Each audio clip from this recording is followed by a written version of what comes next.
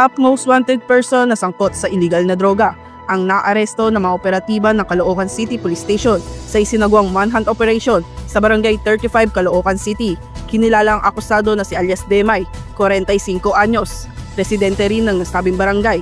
Ayon sa ulat, si alias Demay ay kabilang sa listahan ng top most wanted person bilang rank 8 sa district level at rank 6 sa station level. Naaresto si alias Demay sa kahabaan ng Talilong Street sa bisa ng warrant of arrest para sa kasong paglabag sa Comprehensive Dangerous Drugs Act of 2002.